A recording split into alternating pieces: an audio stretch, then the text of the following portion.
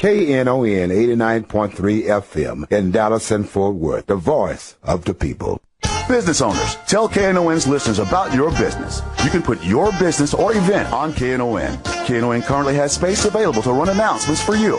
Tell KNON's listeners about your goods, services, nightclub, concert, or event. Help keep the voice of the people on the air while putting your information on the air.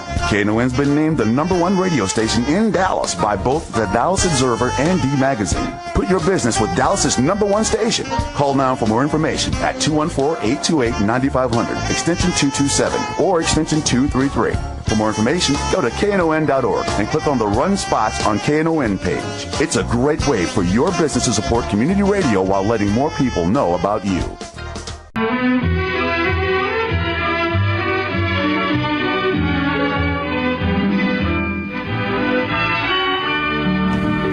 And good morning and welcome to, good afternoon. I will actually get that right one of these days. We moved to the afternoon where we used to be in the morning. I am Dave Taffet. I'm here in the studio with the late Pattie Fink and Lerone Landis. And our guests today are from the group Out2Enroll, Katie Keith, who flew in from Washington, D.C. just to be on our show for no other reason whatsoever today, and Kellan Baker, who's from New York but flew in from Los Angeles because that was just the convenient way to get here. Welcome. Thank you. We're happy to be here. Now, what we're going to talk about is the Affordable Health Care Act and Obamacare, and we want to remind people that guns don't kill people, but affordable health care does, right? Yeah, absolutely. That's the way to think about it. You're here today for an event, and joining you is Gautam Raghavan. He'll be here. His plane doesn't get until 2, where he was going to come on the show, too. Do you know who he is, Lerone? No. He is the White House liaison. He works in the White House. He's the White House LGBT liaison. He'll be here later this afternoon, and all of us will be at Cathedral of Hope this afternoon at the Peace Chapel, and that's at 5910 Cedar Springs, talking to individuals. There'll be navigators there. Our Out2Enroll people will be there to answer all kinds of questions. So if you have, and specifically geared toward the gay and lesbian community, but if we have people who are listening, and we always do, who are not from the gay and lesbian community, if you have questions and want help with enrolling, come on over to Cathedral of Hope. It's in the building that's right across from the main cathedral, but you'll see people walking into that building and get your questions answered. So I'm speaking right, that you can answer straight people questions too, right? We try. Okay. We try our best. So what are some of the biggest questions that you've gotten? Because you've been doing this for a while now and answering the same old dumb, no dumb question, just my questions are dumb usually, right? Right. Yeah, okay. What are some of the same old questions that you're getting over and over and over again? Sure. Well, I think the biggest one that we would want to push to people is that the deadline is coming up. People don't actually even realize that there is a deadline. Mm-hmm. I think only 55% of Americans know that you have to get covered by March 31st. So that's something we're certainly trying to get out there and inform people of. We get a lot of questions about transgender health. We get a lot of questions about, can my same-sex partner and I enroll in a family plan? Can we all be on the same insurance together? And so these are sort of the examples and the types of questions we'll actually be going into detail today. We're really here in Dallas, and we kind of have a road show at Out2Enroll. We've been in Nashville and Tulsa, and we just really, really want to come to Dallas, so we're thrilled to be here. But just going around talking about what the Affordable Care Act includes for LGBT people. Okay, so let's go with a couple of those questions. Sure. Let's start with the family plan. Can Pattie and I, because we're a family, can we enroll together? So it really depends on the insurance company, because actually that's pretty much determined usually by what kinds of plans the insurance companies want to make available. But what we do know from the Affordable Care Act is that there were many folks who were legally married and being told by their insurance companies as they were purchasing plans under the Affordable Care Act that they weren't able to enroll as a family.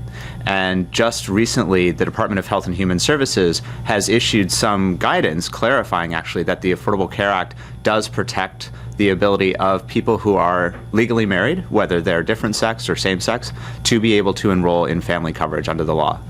So if a person's trying to sign up as a family and get enrolled, maybe it's just their partner or their spouse, and maybe some kids too. That's not an acceptable answer they should get. They should be able to get full coverage for their entire family together. Exactly. The Affordable Care Act is here for everybody. And I think that actually goes to one of the questions that we really do hear often as well, which is just what does the Affordable Care Act have in it for LGBT people?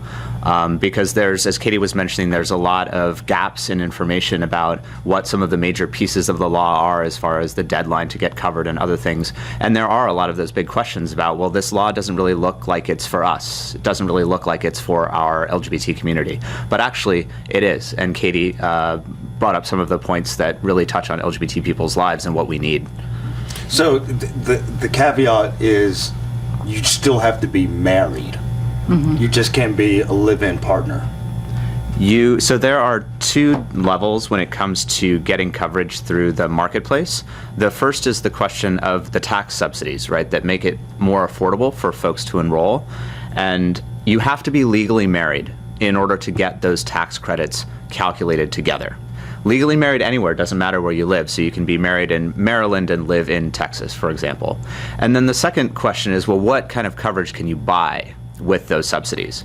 And you have to be legally married, again, in order for the federal government to say to any insurance company, you must cover this couple the same as you cover any other couple.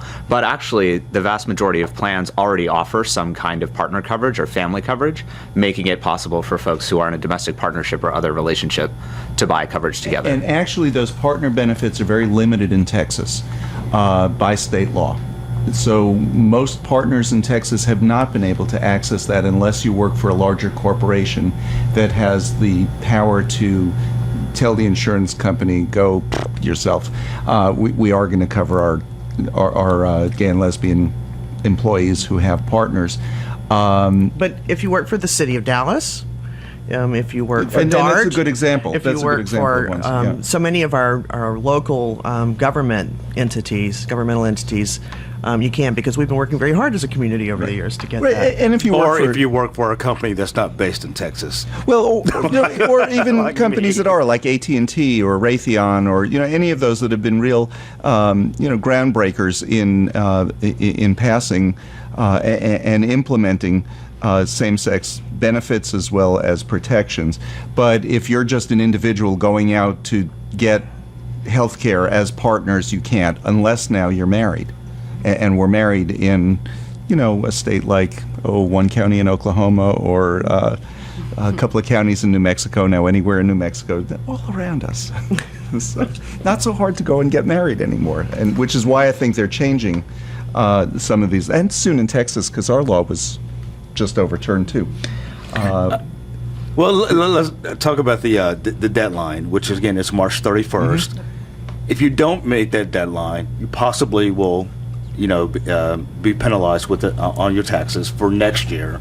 Does that also mean that after the deadline, you cannot sign up for insurance for the rest of the year? Correct. So, well, until the next period. So every year, sort of, and for those of you that get coverage through your employer, you're going to be familiar with this, where every year there's sort of a 30-day window that you can shop. Like an open enrollment period? Exactly. That's exactly what it's called. And so after March 31st, you're not going to be able to enroll until the next enrollment period. There are some let's be clear, there are some exceptions. So basically major life changes. So if you get married, if you have a child, if you get divorced, there's a death in your family, all of these things, even if your income changes in a way that maybe now you're eligible for financial help.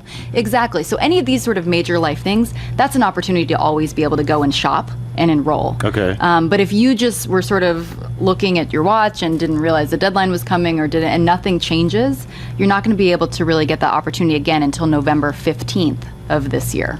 And then that won't go into effect till next January. Exactly. That's exactly right. Is that going to be, is March 31st going to be the usual deadline every year? No, that's a great question. So for next year, this year we had 6 months. We started in October and we're ending at the end of March. Basically for coverage for next year for 2015, it'll go November 15th to February 15th. So it'll only be 3 months. So it's going to be shorter. Yeah, so it's going to be just as important. I mean, even for folks that kind of missed this deadline, we're, Out2Enroll, all these other groups you've been hearing about are still going to be out there hitting the pavement trying to tell people about this because it's not that far. November's not that far away. So we got two deadlines now to worry about. We got the April 15th for our taxes. And we have now, you said February?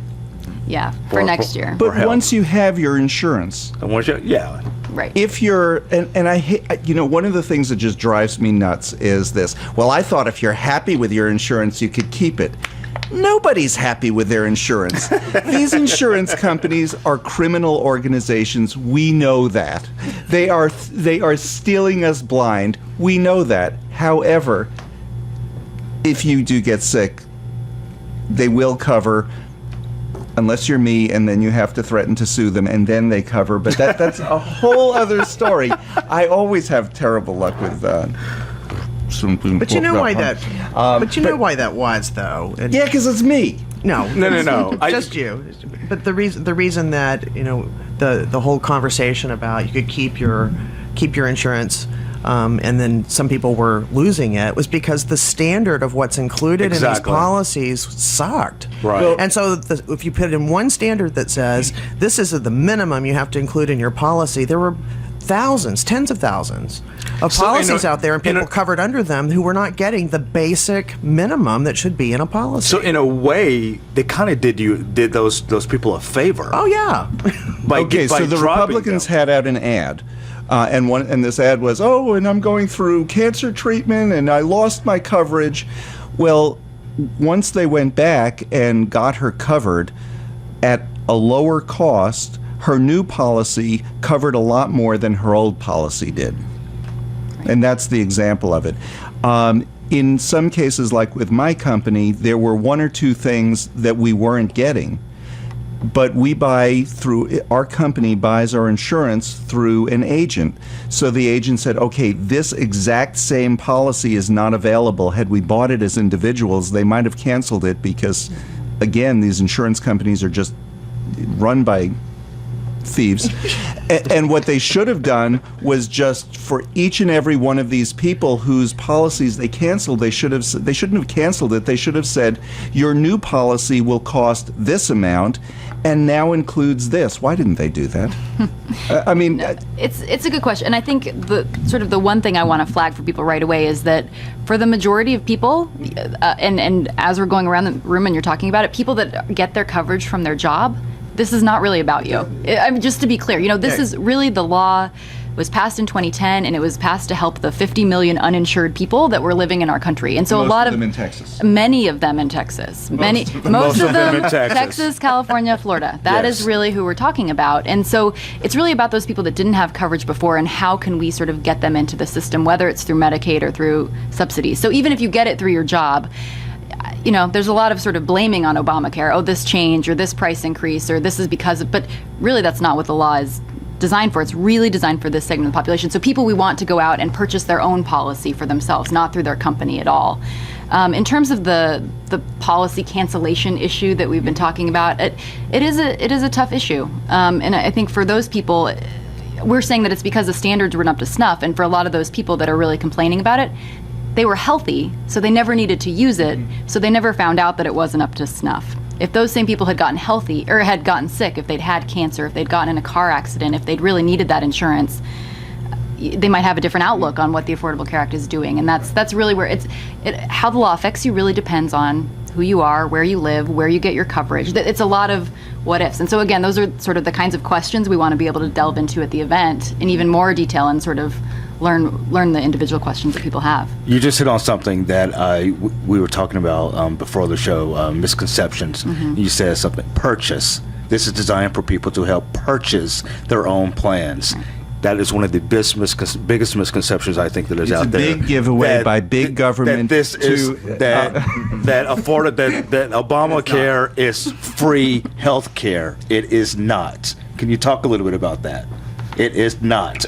The Affordable Care Act is based on private insurance, just like the system that we already had in place before the law. It's just that before the law, as we've been talking about, there were very few standards to protect those of us who had insurance coverage, whether through our jobs or whether it was something we were purchasing for ourselves.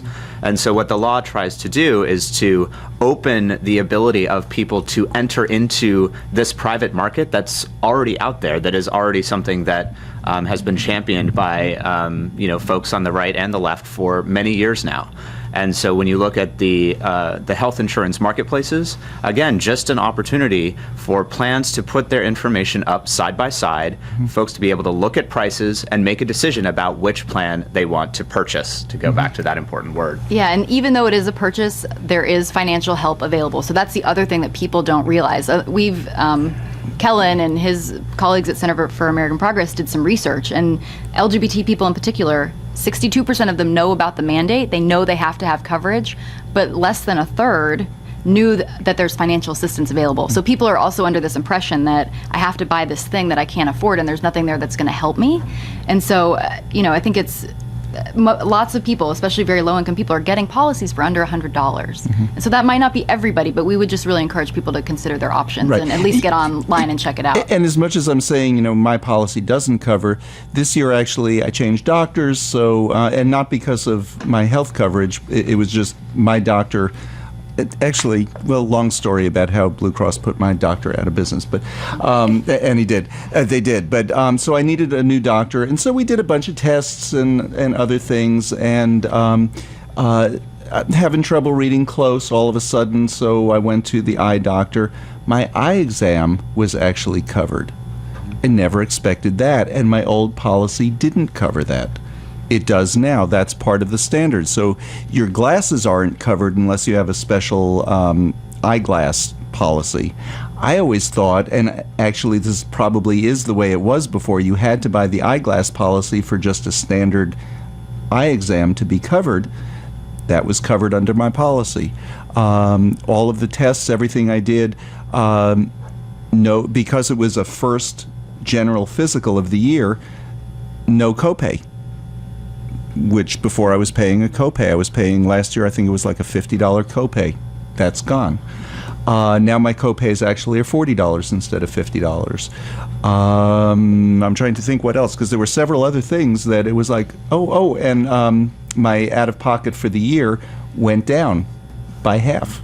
Again, because of the new standards that are in there in the law. Yeah, and it goes back to what Pattie was saying about the establishment of new standards for how comprehensive these plans need to be.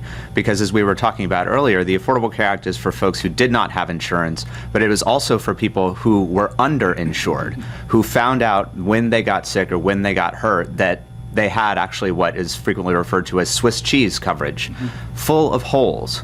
And the Affordable Care Act actually establishes this requirement that plans need to offer a certain number of services across a range of healthcare areas, such as many that are important for LGBT community members, for example, mental and behavioral health services, prescription drugs, walking into your doctor's office and needing a physical or needing, whatever kind of healthcare it is. And that is actually one of the biggest changes that we'll see, because it's not just about coverage, it's about actually utilizing that coverage to get the health care that we need. Right. Speaking of things that are full of holes, I'm David Taffet here in the studio with the late Pattie Fink and Lerone Landis. This is Lambda Weekly that you're listening to. We're talking to Kellan Baker and Katie Keith, who are from Out2Enroll, and we'll be back with more right after this.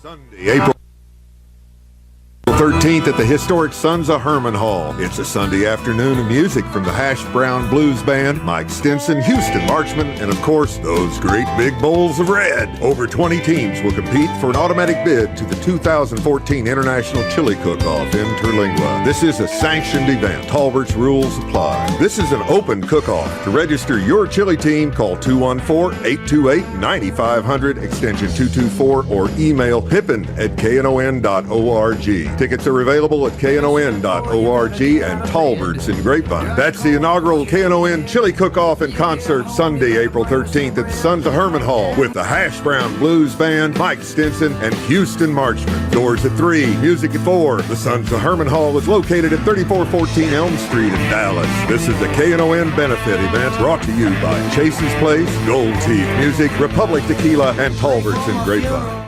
Many families live on the edge where a repair or an illness can leave them homeless. The Collin County Samaritan Inn provides a comprehensive program that helps people gain dignity. The Inn holistically guides those in need towards independence caused by crisis. A safe, clean place with 3 meals a day, clothing, shower, laundry, security, and supervision. Separate living areas for men and women, and private living areas for parents with small children. If you are seeking shelter or know someone who is, the number is 972-542-5302. If you are interested in volunteering, 972-632-1290, extension 228. Online, thesamaritaninn.org.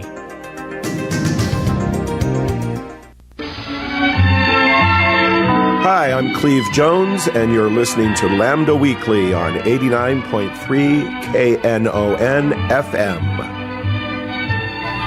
And I'm Dave Taffet here in the studio with the late Pattie Fink with Lerone Landis, and our guests are Katie Keith and Kellan Baker from Out2Enroll, and we're talking about the Affordable Care Act and how Obamacare is good. No, I keep going to my Fox gig. Yeah, now let's steer people in the right direction. Oh, okay, in the right direction. Let's try. That's right. This is the show where we talk about actual facts, not made up stuff. Okay, so Pattie. Well, I just wanted to point out something that I think is missed in a lot of this conversation, and that is, people grumble about the Affordable Care Act and what's offered under it, but we have to remember that if had it not been in place, our premiums, certainly as those who are insured through their employers, would be skyrocketing again.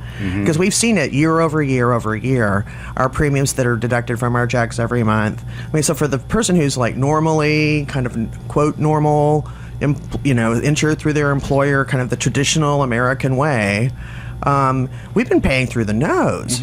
And so, without this Affordable Care Act in place, we forget what it could be. And it's really put it stanched the bleeding, I think. One other group or one other area that we're benefiting here in Dallas County, we have a county hospital that we finance through our county tax. Do you know how many people go through that hospital who are from Collin County, where they can well afford to help pay for it, and they don't pay one damn penny to contribute to Parkland Hospital, or to all of the other surrounding counties other than Tarrant? Tarrant has the same problem with John Peter Smith, and all of the counties surrounding them don't contribute one penny. If you can't afford anything else and you go to Parkland or you go to JPS, that county is paying for your medical care. So this is a good case of the people in Plano who feel so entitled, and the most Republican county in the country, where I'm sure they're completely against so-called Obamacare. How many of their people are they sending to our hospital for us to pay for? This should help Dallas County a whole lot. And, you mentioned before, this Affordable Care Act was designed for those 50-plus million folks who did not have any insurance. But for those of us who have insurance through our employers, talk to us a little bit about if we wanted to, is there an opportunity for us to drop our employer-covered insurance if we wanted to and go through healthcare.org? Sure. So there's a couple of things there. And so I think that's right, that it's really sort of those 50 million that it's targeted at. I'll give you a couple things that do apply to the employers, and then I'll answer your question about dropping coverage, because I think it's a great question. The first thing is that whole ban on those nasty little things we call preexisting conditions exclusions, that applies to everybody. So there have been... I think that's just brilliant. Yeah. That's just wonderful. You want insurance to work for sick people. It's not really valuable if it works only for healthy people. Exactly. So that's the whole point, right? So that's the first thing that applies across the board. I hope some folks listening may have gotten those nice rebate checks from their insurance company. So I think, to Pattie's point about it's sort of trying to keep costs down, some people might have gotten money. We got back. Oh, no. All right, well, I know other people who got a lot more. Yeah. So that's another thing that sort of hits this employer market. Some of those standards are very much in place.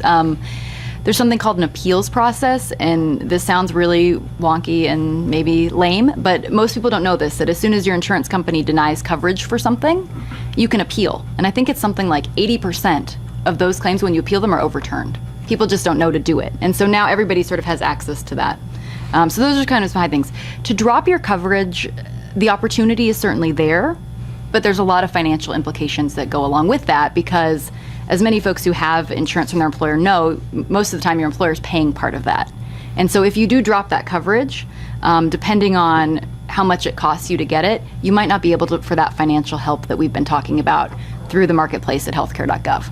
And so you would have to be willing to say, I can afford to not take my, this basically the subsidy that my employer gives me and go and buy the insurance myself. But it's always an option. I think that's one of the other things that the Affordable Care Act does. We were talking about shop. several instances where somebody might be interested in that. Leron's employer changed coverers. Carriers. There's coverers. Carriers. I got up real early today and flew up the highway from Austin, and I'm here, so I don't want to hear it. We got you. They changed carriers this year, and let's say your new carrier doesn't include your own doctor. Let's say the new coverage only covers generics, and you have a pre-existing condition where your doctor really wants you on a different medication. It might be worth it for you to change.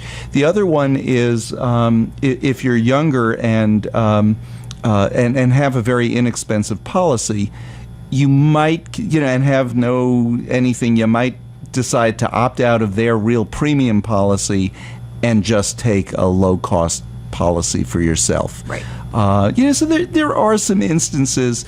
In most cases, those are real specific things, though. In most cases, what you can't do is drop your employers and then get a subsidy. That's exactly right. So you can always shop, but you might not be eligible for the financial help. And something, people should shop because they might find themselves in a position where they're going to need to buy insurance. And instead of panicking about it, you know how the whole thing works. So, and that is another thing that we're hoping that the Out2Enroll campaign and all of these conversations about the Affordable Care Act will help with, too, is this health insurance literacy. You were mentioning some of those words: copay, coinsurance, deductible. These are words that folks may have heard, but may not know exactly how they apply to what money is coming out of their wallet and how to look at a policy and figure out what's covered. So the Affordable Care Act, I think, is opening up a lot of opportunities for people to learn more about what is in these policies, what we have the ability to expect from insurance companies, and how to, for example, as Katie was mentioning, take advantage of an appeals process and not just get the letter that says coverage denied and think, well, that's the end of it, because it's not the end of it. You can actually take that and go back and say, you know what, I need something and you're not giving it to me, and we need to actually work this out. Do you know what else we're appealing? We're appealing the cost of my coverage. What happened was because of they think I'm older, and they forgot to look on Facebook to see what my real age is, but which I can't change again this year. I'm going to actually turn 40 this year, because there's a limit to the number of times you can change your age on Facebook. But because of my advanced age, my insurance went way up, and I have no pre-existing conditions, which was why mine was way down, and it was with a group. So everybody else in our company, their insurance went down. The company is actually paying 8% less this year than we paid last year, but we're actually challenging the cost of my insurance, because while they can't take pre-existing conditions into consideration to penalize you, they can look at it and just look at my health record and say, yeah, we don't need to be charging him that much, and they can lower it. So we're actually challenging that too. And I think, just as we're saying we have rights, I would be very upset with myself if I left here and said that one of the main things in the Affordable Care Act for LGBT people is that there's no discrimination based on sexual orientation and gender identity.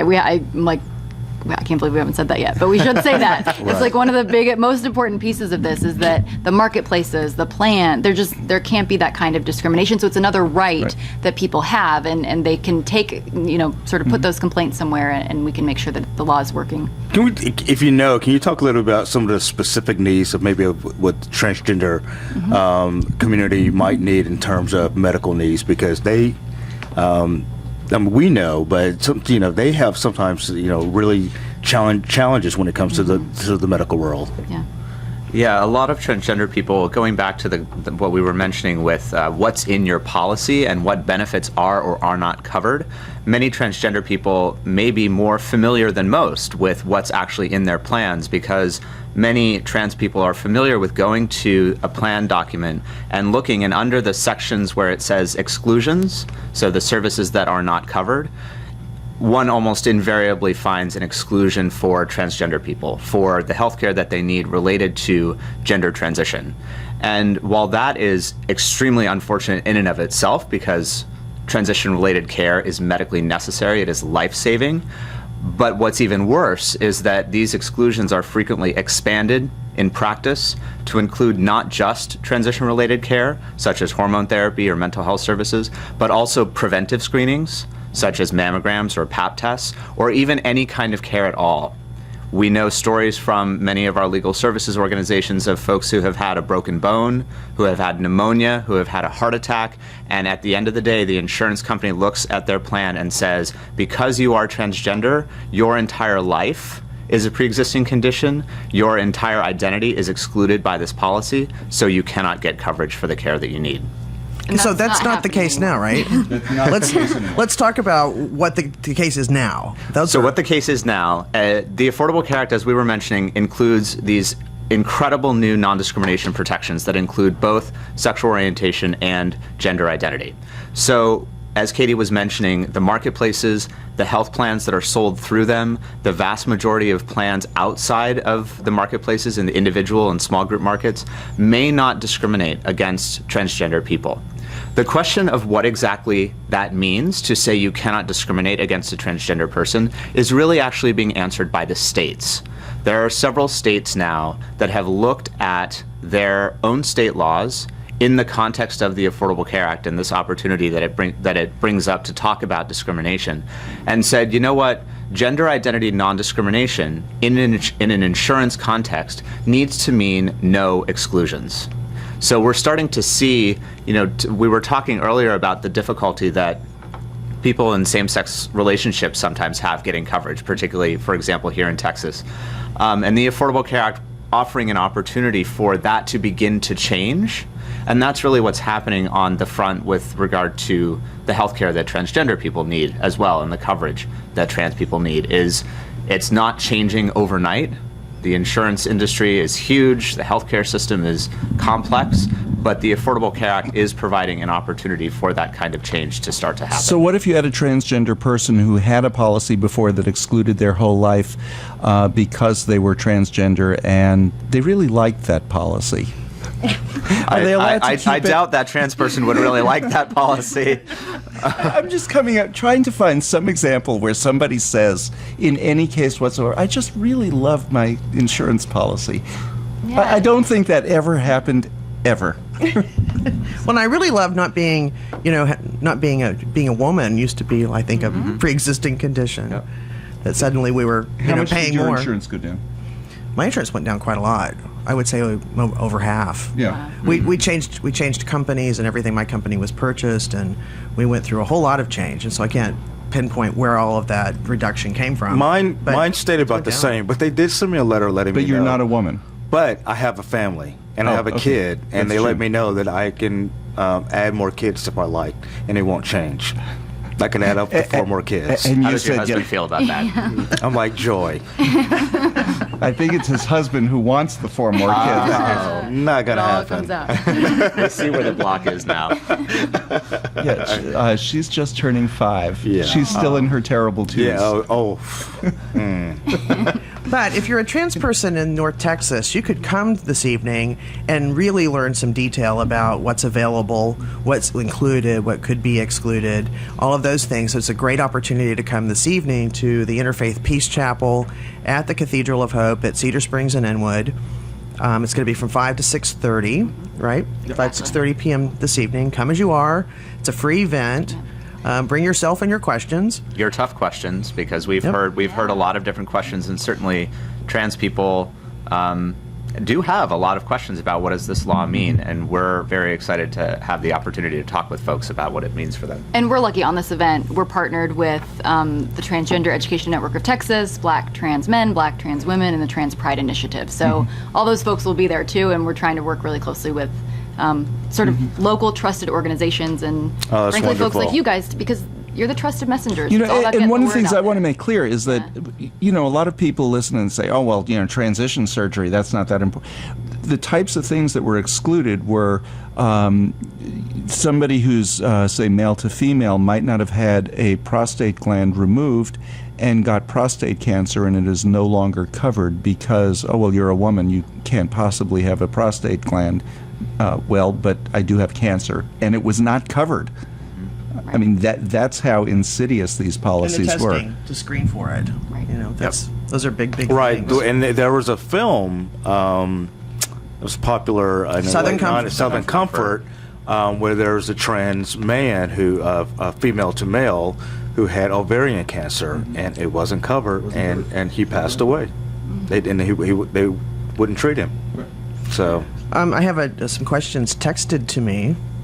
One is, are the website issues fixed? And how do I sign up? Sure. So Great questions. Yeah, no, the website is working much, much better. So for folks that try to sign up in October and November, I had nothing to do with it, but I will personally apologize to you. For folks, I mean, we had people, you know, they spent a lot of hours on the website trying to get coverage for January 1, especially people that really needed it. So it is working much better. The feds were working around the clock to get it there. I've gone to it several times. Even when they were saying there were lots of problems, I went and didn't really have problems. But now I've gone several times. There's really no problem on the consumer end of it. Yeah, Right. and we've passed the 5 million mark of people who have gotten enrolled. And so, you know, it's been a lot of growth over January and February, and I think over this next week, a lot of folks expected to visit the website, and I think it is ready for that. Yeah. I wish I had the president on the line to back me up on that. But healthcare.gov, by March 31st. I don't think we can say it enough. And I've been by there a few times, just looking to see what's available. Sure. And there are different levels, and we can talk about that after the break. You know, bronze, silver, and gold. But I think there are some incredible choices out there that a lot of people think, wow, this is like the real deal, real insurance. And that's the great thing, choices. Yeah, Exactly. Choices. absolutely. One of the reasons that our guests are here, we're going to take a break in a minute, but I just want to give you some statistics. In Texas, there are 5 million people who are uninsured. At least 300,000 have signed up through the marketplaces now. The number one congressional district out of 435 congressional districts in the country, the number one congressional district is District 33, Mark Vesey's district, with 38% of the population there uninsured. I know there are 2 others in between, but Eddie Bernice Johnson's is the number 14 with 30% who are uninsured. Plano, one of the wealthiest areas in the country, wouldn't you say? Yep. More than 20% uninsured in Sam Johnson's district up there. That's how bad it is in Texas. Do you know the number 1 district for most people insured? In Texas? No, nationwide. Oh. Where? Take 435 guesses. No.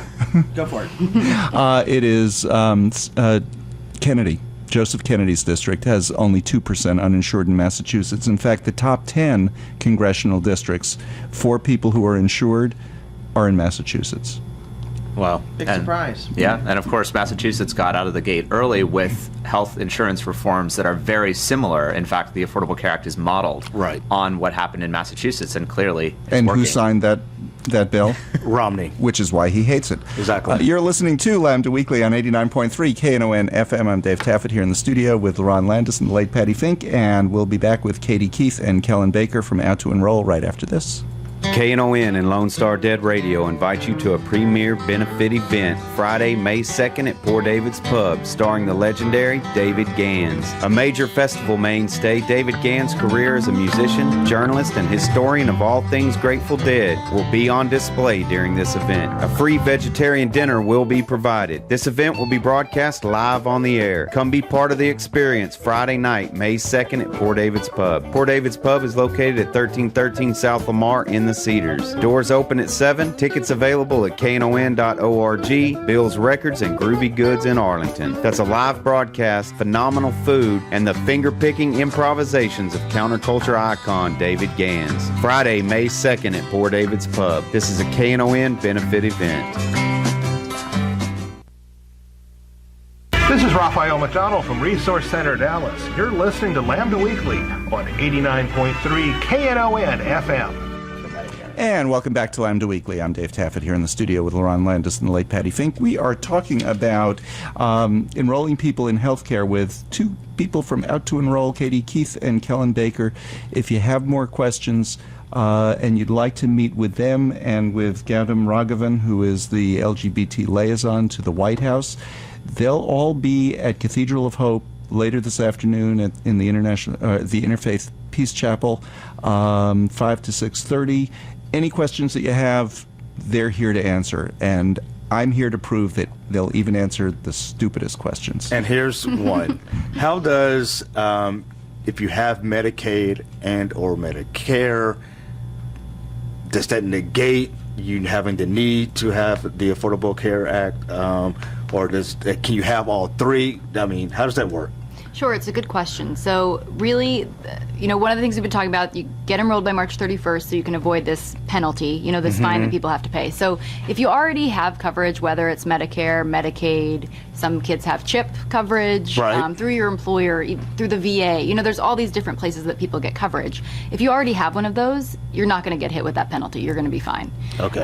But at the same time, if you already have some of those sources of coverage, you're not going to be able to get financial help either when you go in and apply for the marketplace. So again, we're sort of, part of the law is really trying to get uninsured people insured. So we're less concerned if you already have Medicare, or you're over 65, or you're already in Medicaid. Okay, here's one part of that, though, and I'm concerned because Pattie is getting on in age. With Medicare, Medicare Part A is the part that we all pay the Medicare insurance for, but I think it's Part B is the supplemental health that a lot of people take out that covers things that Medicare doesn't cover. Are there any subsidies for that based on income? There are not, and that's a great question. And just to be clear, so those sort of Medicare supplemental plans, they're not actually being sold through the marketplace. Oh, okay, so those aren't even available that way. You won't see those. So folks over 65 that are shopping, and a lot of people have those plans. Same thing with Medicare Advantage plans. If folks have those, which is like the private version of Medicare, those aren't going to be at healthcare.gov. Where do they find those then? I think they don't have sort of the same clearinghouse, like a website like that. So you find it advertised, I guess. You do, exactly. You're sort of going. Frankly, one of the things that the Affordable Care Act was supposed to help, so you don't have to go from Blue Cross to Anthem to Aetna, website to shop. And so maybe that's something that we'll be rolling out in the future through different legislation, but for Medicare, it's sort of a different system. So folks that are 65 and up or disabled or have that kind of coverage, you're going to be all set. You need to just keep paying attention to your open enrollment period and making sure you're covered. And when you first enroll for Medicare, they do advise you on all those things. Right. So you do have to read all the stuff that they send you because it is going to be different than people who are signing up through the marketplace. Well, I think it's really interesting. My oldest sister, she's been kind of double whammied a couple of times. When she was getting ready to vote for the first time, you had to be 21. And then while she was waiting to be 21, and they changed it to 18. So her first time to vote, she was standing in line with, she was over 21, waiting for people, waiting with people who were 18. And she's in that age period where she had retired earlier than 65, but was unable to get insured except for astronomical amounts of money every month and every year for a catastrophic hospitalization policy, because she couldn't even get covered. There was no chance for a person in their late 50s or early 60s to get coverage without being on Medicare, and she hadn't reached that age yet.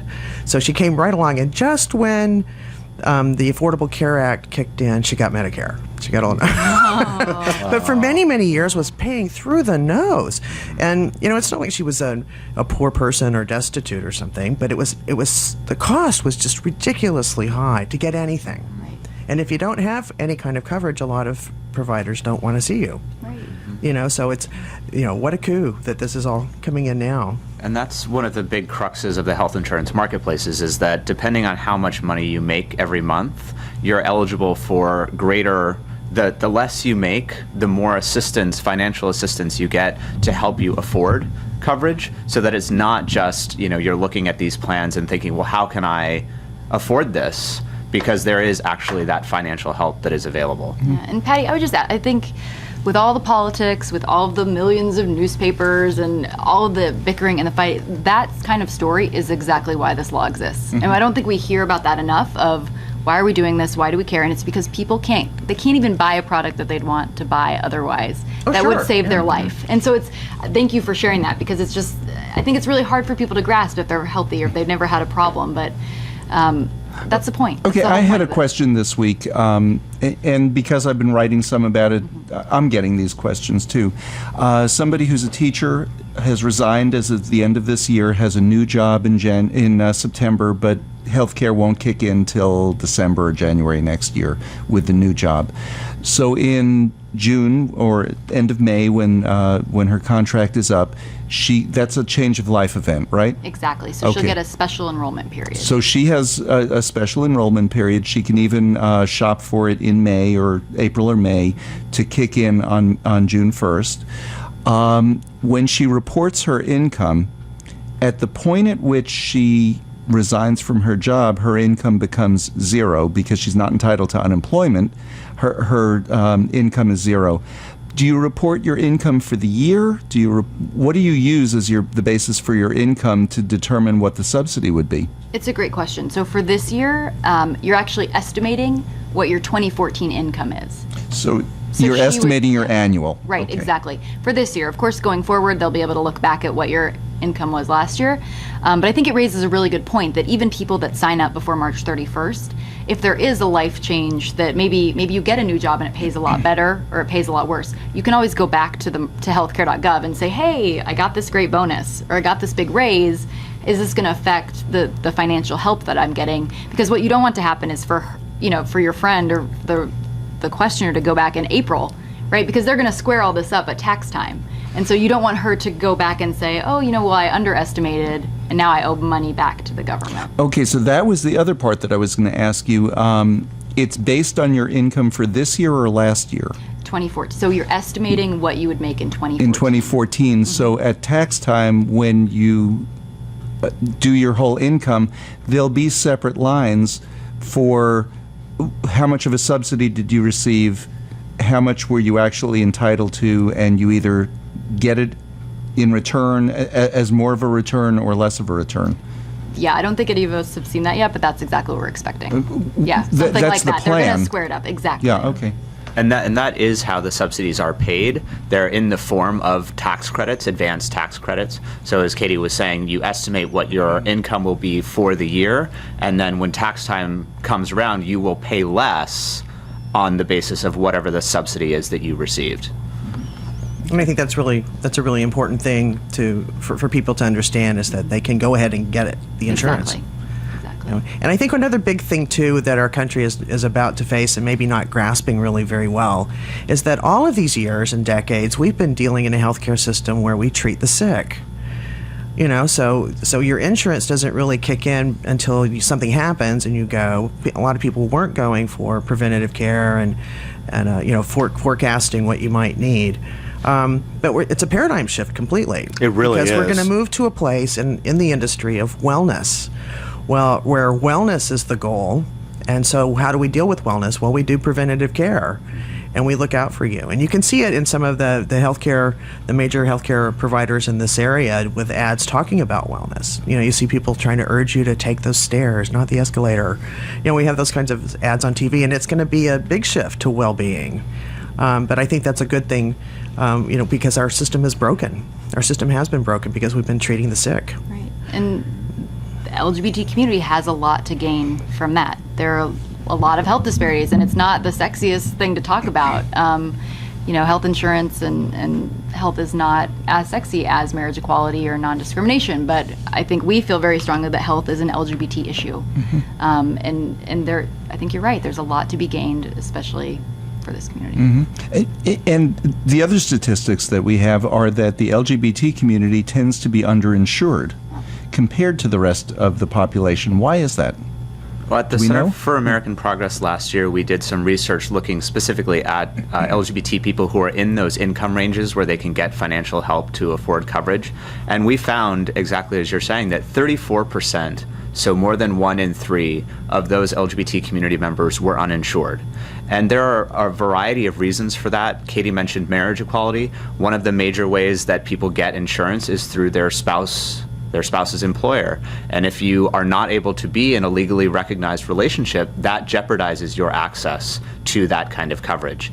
And we've heard a lot about, for example, the Employment Non-Discrimination Act, right, in Congress right now, and about the employment discrimination that LGBT people experience. So often we are the last hired, the first fired, we're marginalized, pushed into jobs where we don't get benefits, we don't make enough to afford health care on our own, and that jeopardizes the second major way that people in this country tend to get coverage, which is through their employer. So if you have employment discrimination, you have relationship recognition discrimination, or relationship unrecognition, if you will, that really puts up some major barriers on those two important pathways that the majority of people get coverage through.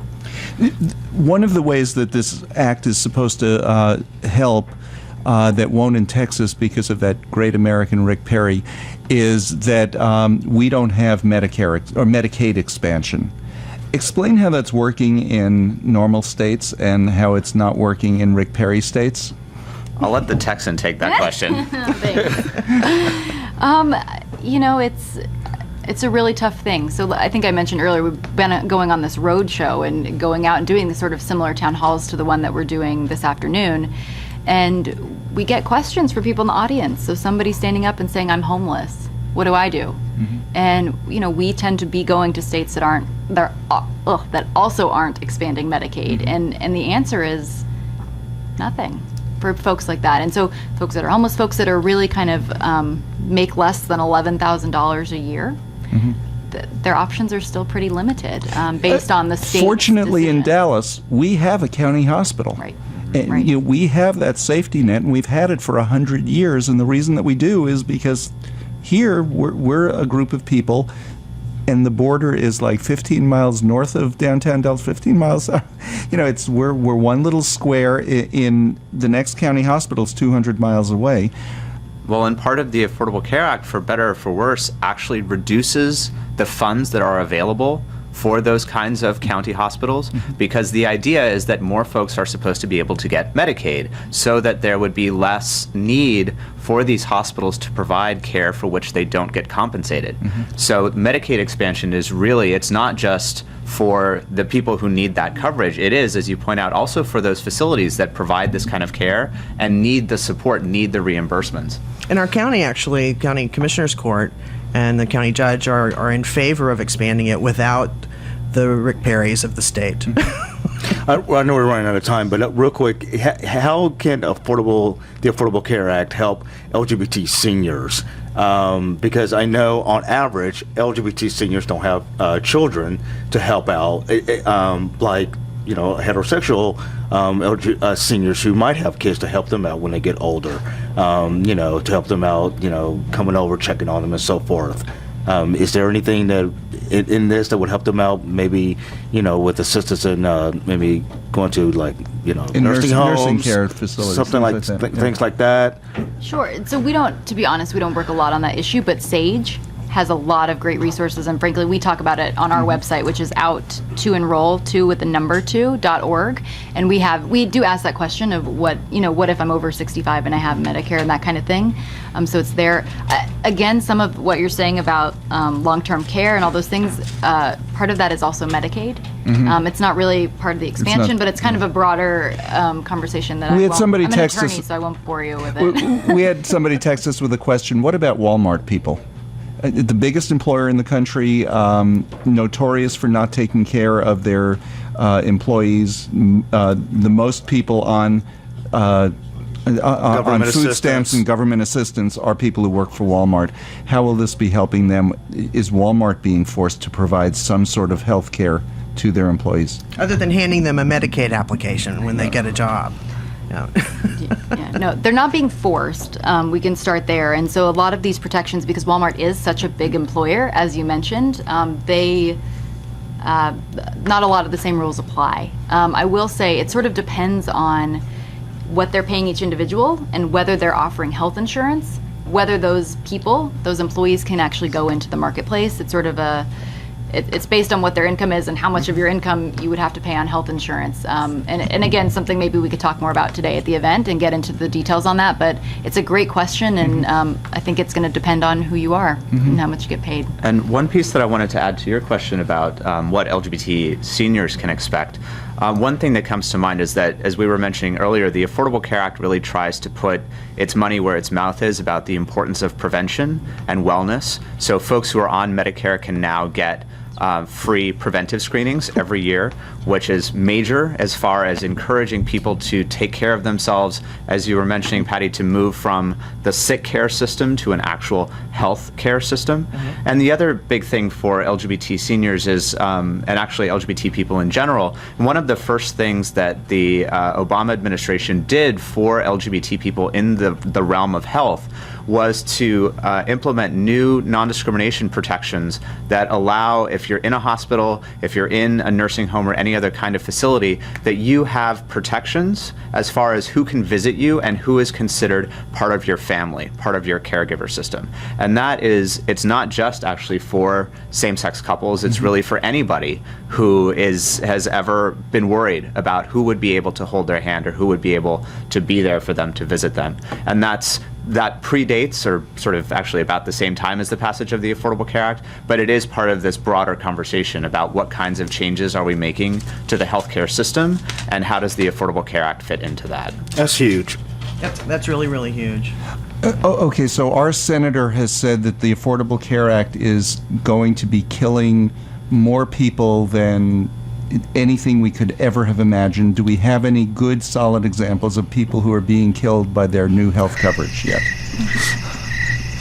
Maybe crickets. Right? You're maybe shopping for those progressive. I mean, you like pull the box down, it hits you on the head. Maybe there.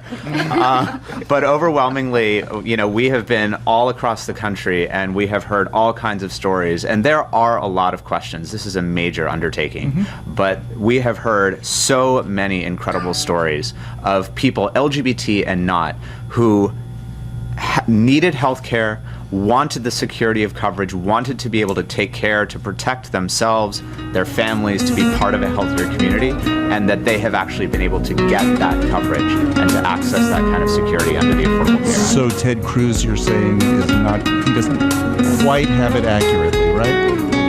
You said it, not I said nothing. I want to thank both Katie Keith and Kellan Baker. They flew in specially to be with us. They flew in early, but they will be here, and really thank you for doing that. They'll be at Cathedral of Hope 5 to 6:30 this evening with Gautam Raghavan from the White House. And if you have any questions, please come by. It's going to be real casual talk, and just ask your questions. There'll be navigators there that can help you actually enroll. Even if you have insurance already, if you have questions, stop by. We'll see you next week with more Lambda Weekly. KNON 89.3 FM in Dallas and Fort Worth, the voice of the people. Business owners, tell KNON's listeners about your business. You can put your business or event on KNON. KNON currently has space available to run announcements for you. Tell KNON's listeners about your goods, services, nightclub, concert, or event. Help keep the voice of the people on the air while putting your information on the air. KNON's been named the #1 radio station in Dallas by both the Dallas Observer and D Magazine. Put your business with Dallas's #1 station. Call now for more information at 214-828-9500, extension 227, or extension 233. For more information, go to KNON.org and click on the Run Spots on KNON page. It's a great way for your business to support community radio while letting more people know about you.